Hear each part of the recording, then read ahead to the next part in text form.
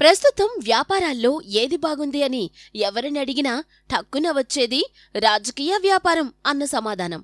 అందుకే రాజకీయ పార్టీలు పుట్టగొడుగుల్లా పుట్టుకొస్తున్నాయి. వీటికి అనుబంధంగా రాజకీయ వ్యాపారాన్ని బ్రాంచీలుగా విస్తరించడానికి సామాజిక వర్గాల పేరుతో ట్రస్టులు, సంఘాలు ఏర్పడుతున్నాయి. అతి తక్కువ కాలంలో డొనేషన్లు, సభ్యత్వం పేరుతో కోట్ల రూపాయలు సంపాదిస్తున్నారు. కాస్తంత పేరున్న పార్టీ అయితే చెప్పనక్కర్లేదు. ప్రధాన పార్టీలైతే సీటు కావాలంటే రేట్లు కూడా ఫిక్స్ చేశారు. ఎమ్మెల్యే సీటు కావాలంటే వందలు కాదు వేల కోట్లు ఖర్చు పెట్టాల్సిందే. ఇలాంటి ప్రస్తుత రాజకీయ రంగంలో ప్రధాన పార్టీ అవకాశం వస్తే అధికారం చేజిక్కించుకునే పార్టీ డబ్బులు వద్దు, ఒక్క రూపాయి కూడా ఇవ్వవద్దు అంటుందంటే నమ్మాలా? ఇది నిజమేనా? ఆ పార్టీ పేరు ఏమిటి అని ఆలోచిస్తున్నారా? అదే జనసేన. డబ్బు వద్దన్నది కూడా అధినేత పవన్ కళ్యాణ్. అందుకే పవన్ కళ్యాణ్ అంటే పిచ్చి పట్టినట్లు అభిమానాన్ని పెంచుకుంటారు. అధినేత కోసం యువత అయితే చొక్కాలు చింపుకుంటారు. ఈ మధ్యకాలంలో యువతను మించిపోయారు మహిళలు.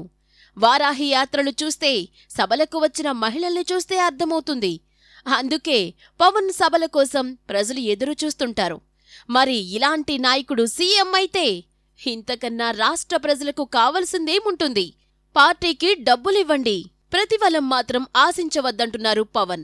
ఇంతకీ పవన్ పార్టీకి డొనేషన్ రూపంలో పంపించిన చెక్కులను వెనక్కి తిప్పి ఎందుకు పంపించారు? పవన్ కు అంత కోపం ఎందుకు వచ్చింది?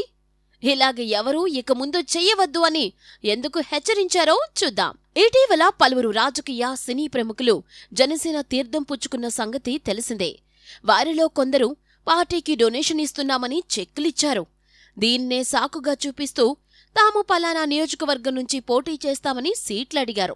దీంతో సీట్లు అడిగిన ప్రముఖులపై పవన్ తీవ్ర ఆగ్రహం వ్యక్తం చేశారు. ఈ విషయంపై పార్టీ ముఖ్య నేతలు, సిబ్బందితో పవన్ మాట్లాడి సీట్లు అడిగిన ప్రముఖుల చెక్కులను వెంటనే వెనక్కి పంపాలని ఆదేశించారు.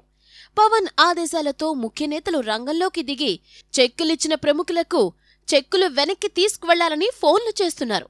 ఒక్కరోజే 7గురికి చెక్కులను పవన్ వెనక్కి పంపించినట్లు సమాచారం. ఆయన నిర్ణయంతో సీట్లు ఆశించి చెక్కులిచ్చిన ప్రముఖులు కూడా కంగుతిన్నట్లు తెలుస్తోంది. ఇన్నేళ్లు పార్టీ కోసం కష్టపడి పనిచేసిన నేతలను వదిలి కొత్త వారికి ఎలా అవకాశమిస్తారని పవన్ చెక్కులు ఇచ్చిన వారిని ప్రశ్నించినట్లు సమాచారం.